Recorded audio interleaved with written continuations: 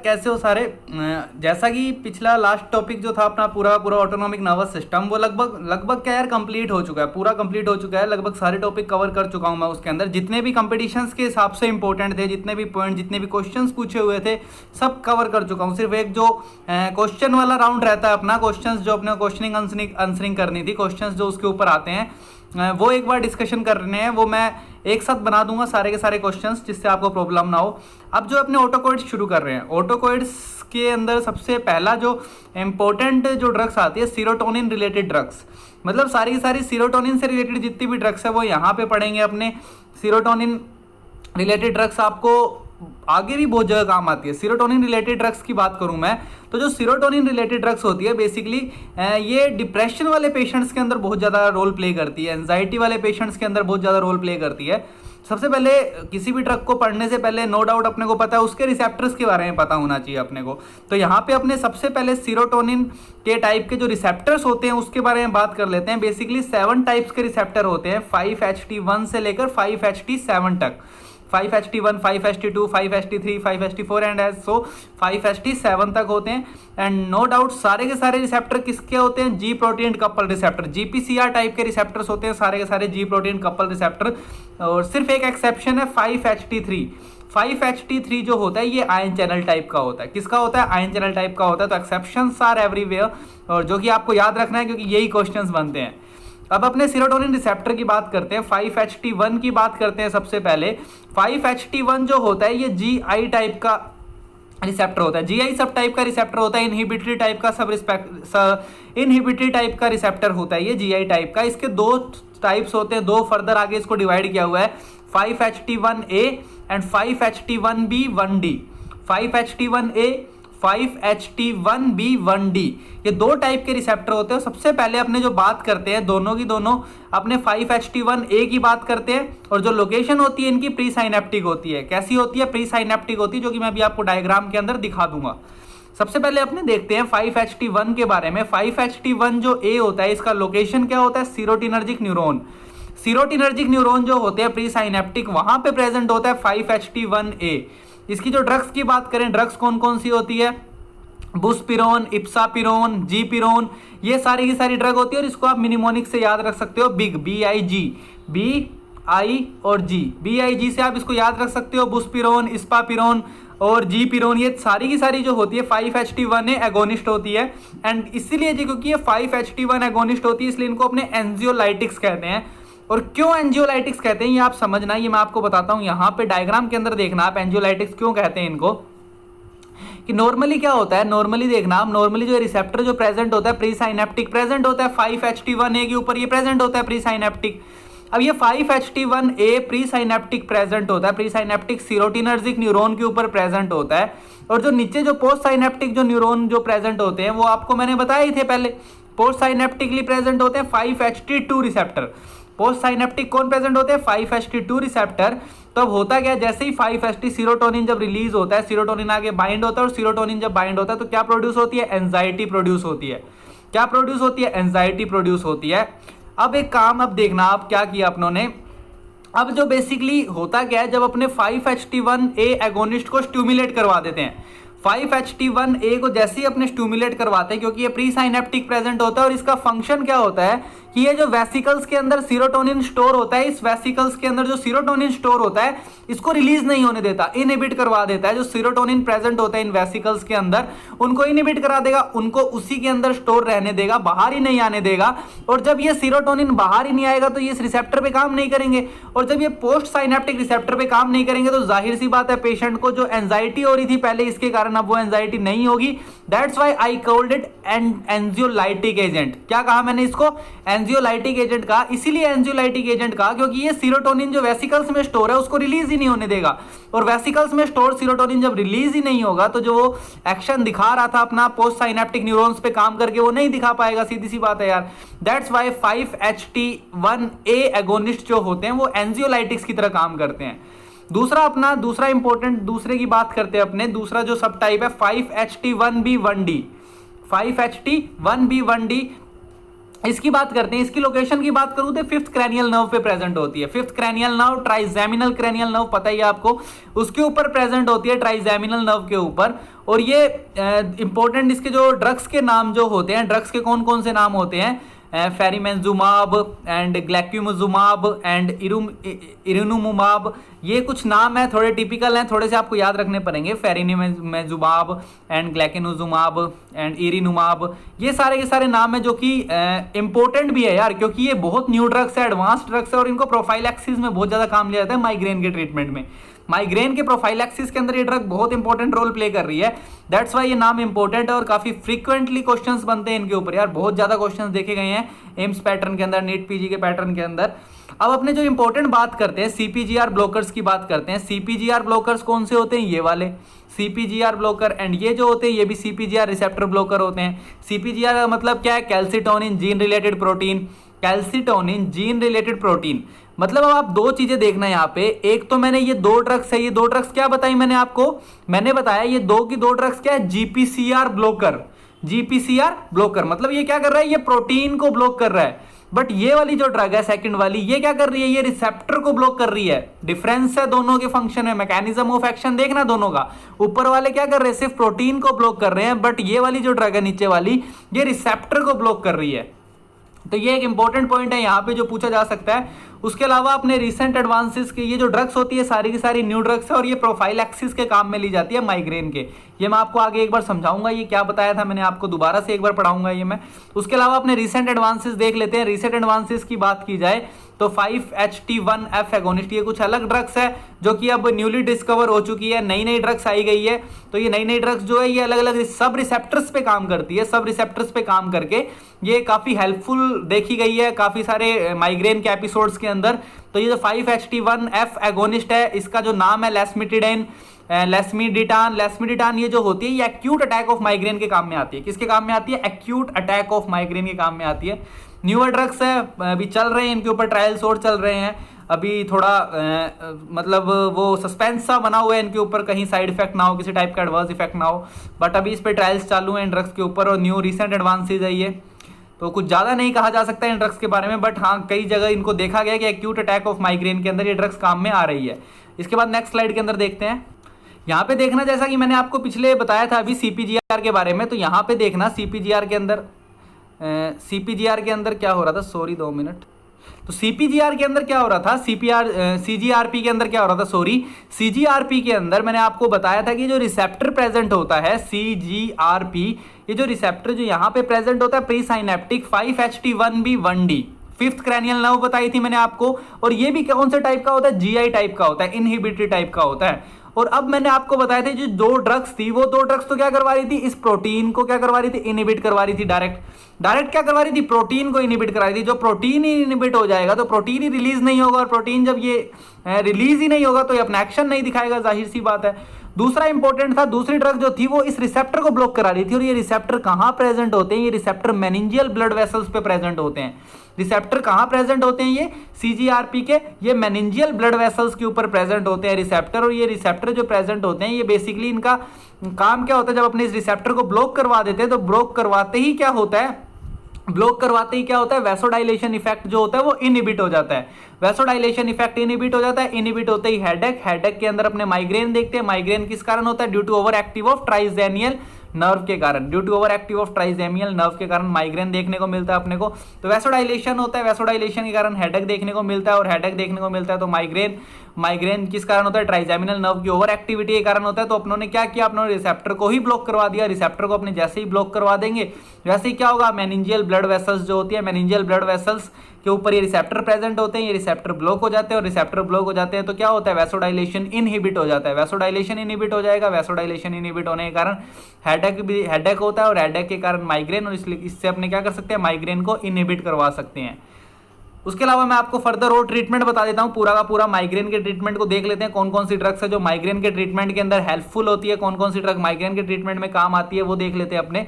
सबसे पहले अपने बात करते हैं 5-HT1B1D एगोनिस्ट की, जो कि अपने देख के आए थे अभी पहले, अपनों ने रिसेप्टर के बारे में बात कर ही रहे थे अपने ऑलरेडी। 5-HT1B1D एगोनिस्ट, इसका जो ड्रग होती है जो काम में ली जाती है वो होती है सुमाट्रिप्टान ड्रग होती है। सुमाट्रिप्टान ड्रग होती है, इसकी अपने देखा जाए तो अपने ओरल रूट से दे सकते हैं इसको। प्लाज्मा प्रोटीन बाइंडिंग एफिशिएंसी जो होती है ये भी इसकी कम होती है।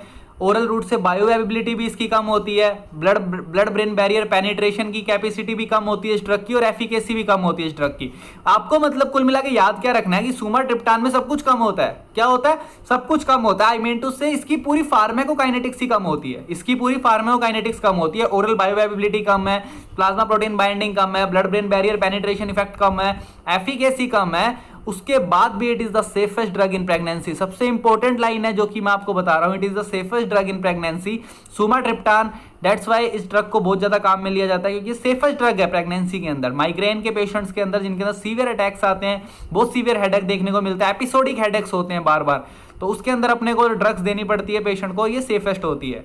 दूसरी बात करें तो अपने दूसरी ड्रग्स जो देखते हैं उसके अंदर अपने फ्लेवोट्रिप्टान हो गया, निर्माट्रिप्टान हो गया। फ्लेवोट्रिप्टान जो होती है वो लॉन्गेस्ट एक्टिंग ड्रग है। लॉन्गेस्ट एक्टिंग ड्रग है तो जाहिर सी बात है एब्जॉर्प्शन स्लो होगा, एब्जॉर्प्शन स्लो होता है, लॉन्गेस्ट एक्टिंग ड्रग है, और ऑनसेट ऑफ एक्शन भी स्लो होता है इसका। यूज की बात की जाए तो प्रोटेक्टेड यूज, प्रोलॉन्ग्ड अटैक के अंदर काम में लिया जाता है। प्रोटेक्टेड प्रोलॉन्ग्ड अटैक के अंदर काम में ली जाती है ड्रग। क्यों? क्योंकि यार लॉन्ग एक्टिंग है ना, लॉन्गर एक्टिंग है, तो जाहिर सी बात है प्रोलॉन्ग्ड अटैक के अंदर काम में ले सकते हैं अपने इसको। And precipitated bye menstruation. ये कुछ इंपॉर्टेंट पॉइंट है जो आपको याद रखने हैं। उसके बाद अगर अपने और ड्रग्स की बात करें, फोर्थ नंबर की ड्रग है, ये सेकंड हो गई, थर्ड हो गई, फोर्थ नंबर की ड्रग की बात करें डिजाट्रिप्टाम, देन एलिविट्रिप्टाम। इन ड्रग की बात करें तो ये वाली जो ड्रग्स है इनकी भी कुछ खास बातें हैं। कौन कौन सी खास बातें हैं कि इनका एब्जॉर्प्शन फास्ट होता है, ऑनसेट ऑफ एक्शन भी फास्ट होता है। इनके यूज की बात की जाए तो बेस्ट ड्रग होती है ये एक्यूट अटैक के अंदर। एक्यूट अटैक के अंदर जब एक्यूट अटैक आता है, सीवियर पेन होता है एकदम से, तब उसके अंदर अपने ये ड्रग कैसे ले सकते हैं, बेस्ट होती है ड्रग। उसके अलावा साइड इफेक्ट की बात करें तो वैसोकंस्ट्रिक्शन कोज करवाती है, एरिथमिया कोज करवाती है, जो के जा के अंदर पेन कोज करवाती है, एंड स्वेटिंग भी कोज करवाती है। ये इसके कुछ साइड इफेक्ट हैं इन ड्रग्स के। और कॉन्ट्रा इंडिकेटेड कौन कौन सी जगह पे होती है ड्रग, तो जाहिर सी बात है अगर वैसोकंस्ट्रिक्शन करवा रही है, एरिथमिया करवा रही है, तो हार्ट डिजीज के अंदर, इस्चेमिया के अंदर, स्ट्रोक के अंदर, ट्रांजिएंट इस्चेमिक अटैक के अंदर, पेरिफेरल वस्कुलर डिजीज के अंदर, सब के अंदर कॉन्ट्रा इंडिकेटेड होगी। क्यों कॉन्ट्रा इंडिकेटेड है ये सारी की सारी डिजीज के अंदर ये वाली ड्रग? बिकॉज ये ड्रग के साइड इफेक्ट है यार, वैसोकंस्ट्रिक्शन एंड एरिथमिया। तो साइड इफेक्ट से आप बता सकते हो कि कहां कहां पे अपने को ये ड्रग देनी है और कहां पे नहीं देनी। कॉमन सेंस है बिल्कुल। तो ये था कुछ माइग्रेन के बारे में। और इसके अलावा और जो ड्रग्स है माइग्रेन की वो भी अपने देख लेते हैं नेक्स्ट स्लाइड के अंदर। इसके बाद जो ड्रग आती है वो आती है एर्गोटैल्कलॉइड्स एंड अदर। एर्गोटामिन आती है, फंगस है, आपको पता होगा एर्गोटामिन के बारे में, फंगस होती है। इसका मैकेनिज्म ऑफ एक्शन की बात की जाए तो 5-HT1 एगोनिस्ट, 5-HT1 को क्या करती है, 5-HT1 एगोनिस्ट होती है, स्टूमुलेट करवाती है। वहीं दूसरी जगह देखा जाए तो 5-HT2 को भी स्टूमुलेट करवाती है और साथ साथ अल्फा 1 को भी स्टूमुलेट करवाती है। तो अल्फा 1 को स्टूमुलेट करा रही है तो जाहिर सी बात है एक ही बात क्लिक होनी चाहिए, जो पिछले चैप्टर्स पढ़ा चुका हूं उसमें मैं, कि अल्फा 1 स्टूमुलेट हो रहा है तो वैसोकंस्ट्रिक्टर होगा ही होगा। वैसोकंस्ट्रिक्शन आपको 100% देखने को मिलेगा। और दूसरी इंपॉर्टेंट बात, 5-HT1 एगोनिस्ट है तो ये किस चीज को कम करवा रही है, CGRP को कम करवा रही है। CGRP को कम करवा रही है तो जाहिर सी बात है पीछे अपने ऑलरेडी पढ़ के आ चुके हैं CGRP और वैसोकंस्ट्रिक्शन के बारे में। तो क्योंकि वैसोकंस्ट्रिक्शन भी हो रहा है, CGRP भी हो रहा है, तो अपने को क्या देखने को मिलेगा, एंटी माइग्रेन इफेक्ट देखने को मिलेगा। वहीं अपनों ने CGRP के बारे में जब न्यूरॉन्स के अंदर देखा था CGRP को, तब भी मैंने बताया था CGRP के अंदर जब CGRP जो होगा, इसको रिसेप्टर को जब अपने ब्लॉक करवा देंगे तो वैसोडाइलेशन जो हो रहा था पहले वो अब नहीं होगा। और वैसोडाइलेशन नहीं होगा तो वैसोकंस्ट्रिक्शन देखने को मिलेगा अपने को, और इसके कारण अपने माइग्रेन को प्रिवेंट कर सकते हैं वैसोकंस्ट्रिक्शन के कारण। वहीं दूसरा इसका साइड इफेक्ट देखा जाए तो ये पोटेंट वैसोकंस्ट्रिक्शन होता है ड्यू टू अल्फा 1 एगोनिस्ट के कारण, और इसके कारण वैसोकंस्ट्रिक्शन बहुत सीवियर देखने को मिलता है इसमें। और वैसोकंस्ट्रिक्शन इतना होता है कि आपको पेरिफेरल ऑर्गन्स के अंदर गैंग्रीन तक देखने को मिल सकती है। और पेरिफेरल ऑर्गन के अंदर गैंग्रीन देखने को मिलेगी जैसे कि फिंगर्स के अंदर। तो अपने को जब ऐसी कोई सिम्टम्स देखने को मिले, गैंग्रीन लाइक सिम्टम्स देखने को मिले, पेशेंट अगर आपके पास कंप्लेन लेके आए कि उसकी फिंगर्स के अंदर क्या हो रही है, उसकी फिंगर्स के अंदर कांटे चुभ रहे हैं, मतलब ऐसे सुई जैसा कुछ चुभ रहा है, ऐसी कंप्लेन लेके आता है पेशेंट, और फिंगर्स जो होती है उसमें ब्लूइश कलर दिखने लग जाता है आपको, इस टाइप की कंप्लेन लेके आता है, तो अपने को पेशेंट को क्या देना पड़ता है, अपने को पेशेंट को वैसोडाइलेटर्स देनी पड़ती है। वैसोडाइलेशन के कारण अपने क्या करवा सकते हैं, गैंग्रीन को प्रिवेंट करवा सकते हैं। तो इस कंडीशन के अंदर जब गैंग्रीन वाली कंडीशन देखने को मिले तब अपने ड्रग ऑफ चॉइस कौन सी होती है, नाइट्रोग्लिसरीन एंड नाइट्रोप्रोसाइड। तो ये एक इंपॉर्टेंट पॉइंट है जो मैं आपको एक्स्ट्रा यहाँ बता रहा हूँ। तो एर्गोटैल्कलॉइड्स एर्गोटामिन हो गया। एर्गोटामिन के अलावा अपने एक और प्रिकर्सर देख लेते हैं, एर्गोटामिन का ही ये होता है डाईहाइड्रो एर्गोटामिन। डाईहाइड्रोएर्गोटामिन ये लेस पोटेंट वैसोकॉन्स्ट्रिक्टर होता है और टोलरेट पावर इसकी अच्छी होती है। ये भी काम में लिया जा सकता है माइग्रेन के अंदर, कोई प्रॉब्लम नहीं है। उसके अलावा अपने NSAIDs भी काम में ले सकते हैं, बट ये माइल्ड अटैक के अंदर काम में ली जाती है। जब अपने NSAID पढ़ेंगे तब वहाँ पे और डिटेल में बताऊंगा इनके बारे में आपको मैं। ओपोइड्स भी काम में ले सकते हैं। ओपोइड्स ओनली कौन से केस के अंदर, जब ये ऊपर वाली सारी की सारी ड्रग्स क्या हो जाए, रेजिस्टेंट हो जाए। ड्रग रेजिस्टेंट अटैक के केस में अपने ओपोइड्स भी काम में ले सकते हैं। और ओपोइड्स जो काम में ली जाती है वो कौन कौन सी होती है ओपोइड्स? ओपोइड्स आपके जो काम में ली जाती है ब्यूटोरफेनोल एंड एक और फैटिडिन और ब्यूटोरफिनोल दोनों की दोनों काम में ली जाती है और इंट्रानेजल रूट से दी जाती है। इंपॉर्टेंट पॉइंट है ये, इंट्रामस्कुलर रूट से दी जाती है, इंट्रानेजल रूट से दी जाती है। दोनों के रूट ऑफ एडमिनिस्ट्रेशन इंपॉर्टेंट है, आपको याद रखने पड़ेंगे। और लास्ट जो ड्रग होती है माइग्रेन के ट्रीटमेंट में जो अपने काम में लेते हैं, D2 रिसेप्टर ब्लॉकर। अब D2 रिसेप्टर ब्लॉकर का क्या काम है, यहाँ पे आपके दिमाग में आ रहा होगा। तो कहीं ना कहीं ऐसा माना जाता है कि माइग्रेन का जो कहीं ना कहीं रिलेशन होता है माइग्रेन से, कि जो डोपामिन होता है उसका लेवल बढ़ने से कहीं ना कहीं पेशेंट के अंदर क्या देखने को मिलता है, पेशेंट के अंदर अपने को कुछ ना कुछ सिम्टम्स देखने को मिलते हैं माइग्रेन जैसे, पेशेंट के अंदर डोपामिन बढ़ने के कारण। दैट्स वाई अपने डोपामिन रिसेप्टर ब्लॉकर भी दे सकते हैं पेशेंट को, D2 रिसेप्टर ब्लॉकर दे सकते हैं। और ये अपने पढ़ चुके हैं ऑलरेडी। और ड्रग कौन सी है, क्लोरप्रोमाजाइन, मेटक्लोरप्रोपाइन, मेटक्लोरप्रोमाइड, ये सारी ड्रग्स अपने पढ़ चुके हैं ऑलरेडी। तो इसके अंदर मैं ज़्यादा नहीं बताऊंगा आपको, ऑलरेडी अगर पढ़ना है तो मेरे ऑटोनॉमिक नर्वस सिस्टम के चैप्टर आप देख सकते हो। उसके अलावा माइग्रेन प्रोफाइलैक्सिस की बात कर लेते हैं। माइग्रेन प्रोफाइलैक्सिस के अंदर जो ड्रग्स काम में ली जाती है वो कौन कौन सी ड्रग्स काम में ली जाती है, देखना यहाँ पे मैंने एक मिनेमोनिक्स बना रखा है कि आप माइग्रेन प्रोफाइलैक्सिस की सारी ड्रग्स इस मिनेमोनिक्स से याद कर लो। तो यहाँ पे जो मिनेमोनिक्स बना रखा है, एफ कैन प्रिवेंशन माइग्रेन। तो यहाँ पे जो मिनेमोनिक्स है वो क्या है, F can prevention migraine, F can उसका प्रिवेंशन और ये लास्ट के अंदर माइग्रेन। तो F can prevention migraine, F can prevention migraine के नाम से मैंने पूरा मिनिमोनिक्स बना रखा है। तो आपको यहाँ पे ड्रग्स जो है वो याद करनी है। एफ से फ्लूनेराजाइन, सी से 3 ड्रग्स होती है। कौन कौन सी 3 ड्रग्स है वो, साइप्रोहेप्टिडिन, देन कैंडेंसेंट्रेन, देन क्लोनिडिन, ये सारी की सारी ड्रग्स है। देन पी से प्रोपेनोलोल जो कि ड्रग ऑफ चॉइस होती है, देन पीजोटिफान, देन फेनिजाइन। उसके अलावा अपने बात करते हैं आर और ई से, आर और ई की बात करी जाए तो रिलीज ऑफ गाबा, गाबा पैंटीन का सिक्रेशन करवाना। गाबा भी एक तरीके का, गाबा का जब सिक्रेशन कराते हैं इनहिबिटरी न्यूरोट्रांसमीटर है, गाबा का सिक्रेशन करवाने से भी माइग्रेन का प्रोफाइल एक्सिस देखने को मिलता है। वी और ई की बात करें तो दोनों के दोनों से वालपोरेट बनता है। वालपोरेट अपने बहुत डिटेल में पढ़ेंगे। कहाँ पे पढ़ेंगे, जब अपने किसका कन्वर्जन का ट्रीटमेंट पढ़ेंगे, जब अपने कन्वर्जन का ट्रीटमेंट पढ़ेंगे, सीजर्स पढ़ेंगे, उसके अंदर अपने वालपोरेट के बारे में पढ़ेंगे। एन से नोट्रिप्टिलिन, एन से, देन टी से टोपिरामेट, एंड एम से मिथाइल सेरजाइड। तो ये सारी की सारी ड्रग्स है जो माइग्रेन प्रोफाइलैक्सिस के काम में ली जाती है। नो डाउट थोड़े नेम टिपिकल हैं बट याद करने पड़ेंगे, और क्योंकि पूछ ली जाती है कई बार कॉमन सी ड्रग्स, सिंपल सा क्वेश्चन पूछ लिया जाता है, which of the following drug used in migraine prophylaxis, उसके अंदर ऑप्शन दे दिए जाते हैं आपको। तो आपको ऑप्शंस याद होने चाहिए, ड्रग्स के नाम याद होने चाहिए। आप इससे याद रख सकते हो मिनिमोनिक से, एफ कैन प्रिवेंट माइग्रेन। तो इससे आप याद रख सकते हो सारी की सारी ड्रग्स। उसके बाद नेक्स्ट रिसेप्टर की बात करते हैं अपने। इसके बाद जो रिसेप्टर है 5HT2 receptor antagonist and agonist. 5HT2 receptor जो प्रेजेंट था वो मैंने आपको दिखाया था, पोस्ट साइनेप्टिक न्यूरॉन पे प्रेजेंट था।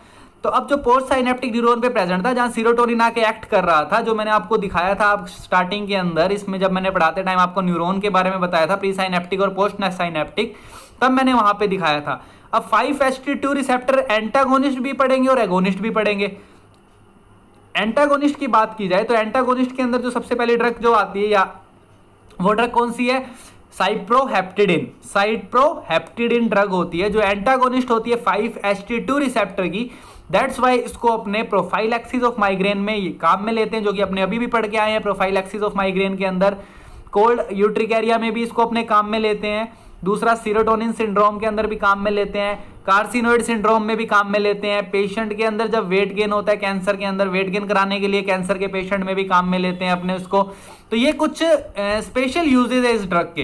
प्रोफाइलैक्सिस का तो है ही है, उसके साथ साथ इनको और भी बहुत सारी जगह काम में लिया जा सकता है। Cold urticaria, then serotonin syndrome, carcinoid syndrome, weight gain in cancer patient, तो इनके अंदर अपने इनको काम में ले सकते हैं। बट अगर वहीं एगोनिस्ट की बात की जाए तो एगोनिस्ट के अंदर अपने क्या देखते हैं, एगोनिस्ट के अंदर जो ड्रग काम में ली जाती है लोर कैसरीन जो ड्रग होती है उसका एनारोक्सिक एजेंट होती है, एक तरीके का एनारोक्सिक एजेंट है, और एनारोक्सिक एजेंट है, डेट्स वाई अपने इसको ट्रीटमेंट ऑफ ओबेसिटी के अंदर काम में ले सकते हैं। मैंने आपको क्या बताया था, ध्यान से सुनना मेरी बात।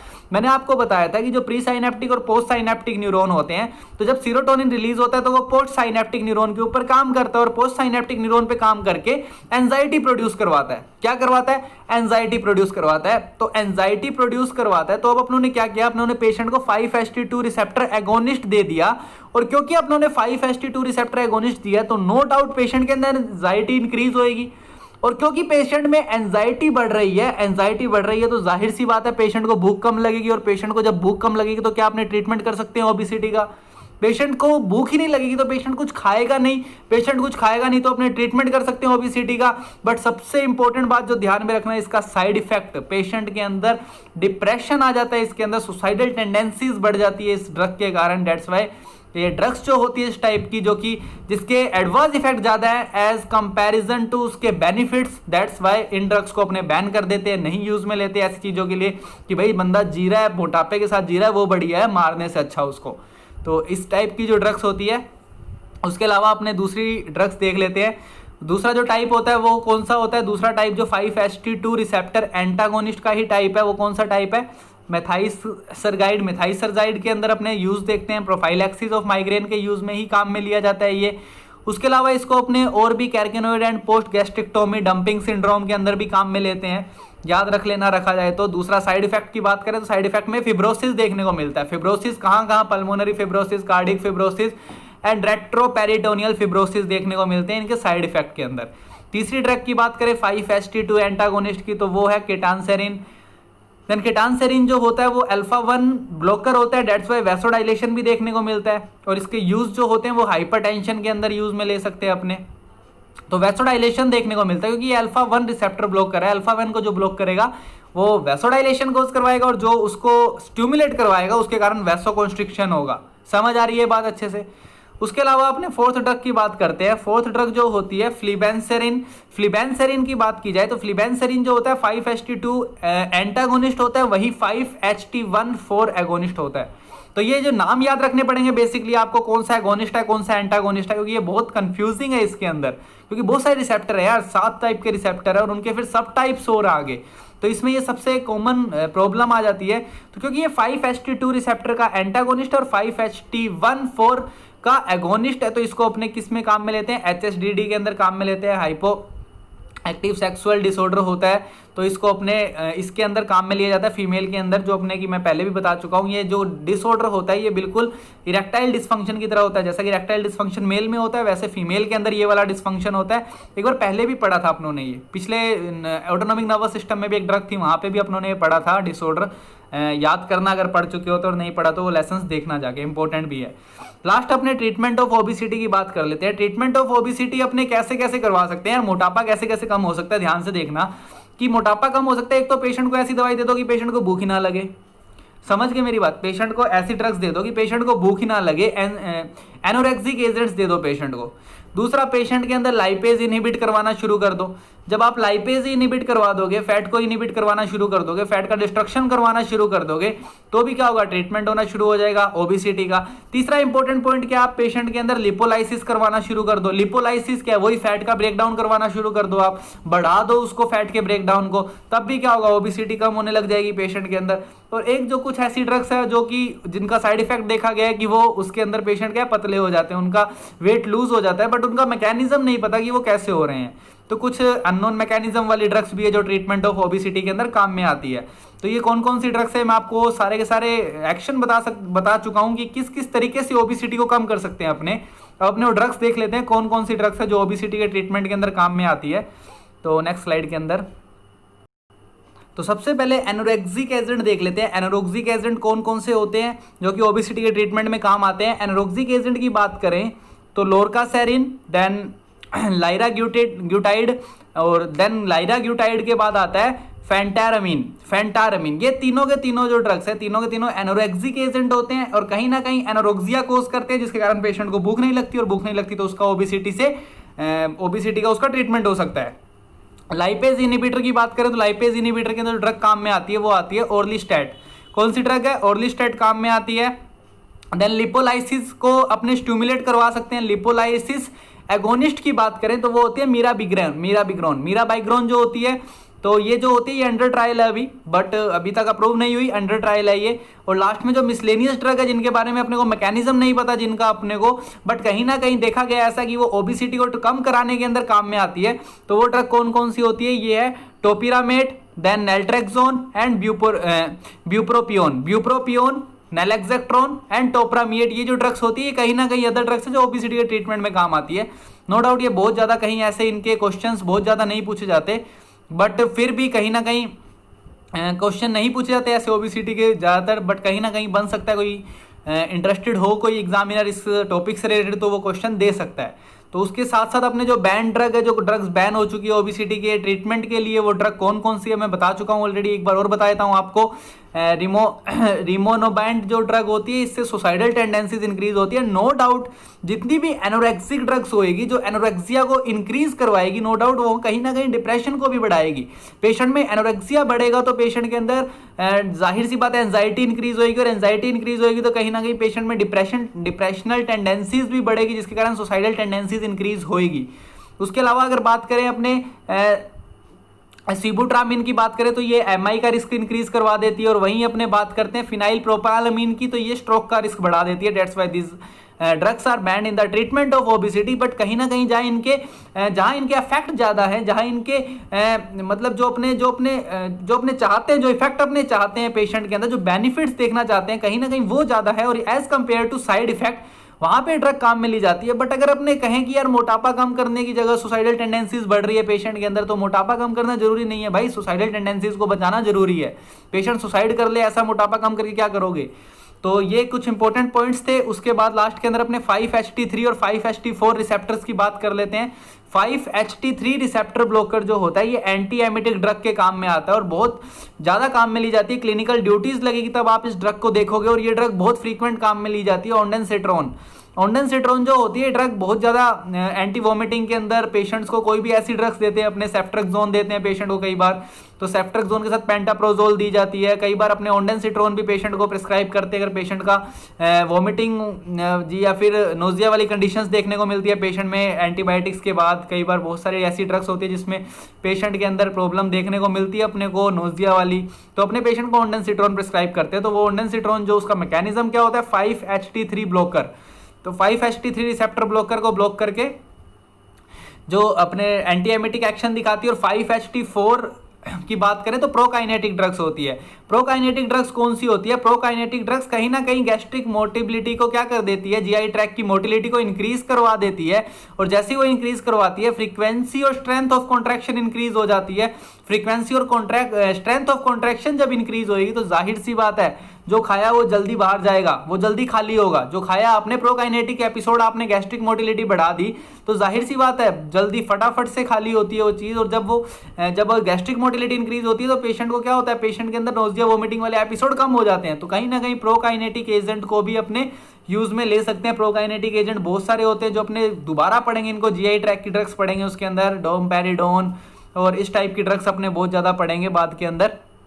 अभी यहाँ पे थोड़ा सा इंट्रोडक्शन दिया क्योंकि यहाँ पे कहीं ना कहीं रिसेप्टर्स के अंदर आ रहा है, बट जीआई ट्रैक के अंदर ये ड्रग्स बहुत डिटेल में पढ़ेंगे। वहाँ पे मैकेनिज्म ऑफ एक्शन पढ़ेंगे, साइड इफेक्ट पढ़ेंगे, इनका हर चीज़ पढ़ेंगे इनके बारे में। तो ये कुछ सीरोटोनिन के बारे में था और माइग्रेन के ट्रीटमेंट के बारे में था। माइग्रेन के ऊपर बहुत सारे क्वेश्चंस आ जाते हैं। माइग्रेन के ऊपर जो न्यूअर ड्रग्स है, जो ट्रीटमेंट ऑफ चॉइस है, वो बहुत ज़्यादा पूछा जाता है माइग्रेन के ऊपर, और प्रोफाइलैक्सिस के बारे में भी बहुत ज़्यादा पूछा जाता है। तो ये ध्यान में रखना। इसके अलावा अपने बाकी और ऑटोकॉइड्स के बारे में नेक्स्ट कंटिन्यू करेंगे। स्टे ट्यून्ड गाइस, और इसको पढ़ते रहो यार लगातार, तभी याद रहेंगे, नहीं तो बहुत सारे ड्रग्स के नाम से भूल जाओगे। मैं भी भूल जाता हूँ तो आप भी भूल जाओगे, बट फिर भी डेली रिवीजन करोगे तो जाहिर सी बात है बहुत सारी चीज़ें याद रहेगी। ऑप्शन देखते ही क्लिक कर जाता है कि यार ये पढ़ा हुआ अपनों ने, ये होगा, और वो 100% वो आंसर सही होता है। तो stay tuned guys with medicos cafe. Like share and subscribe my channel. Thank you.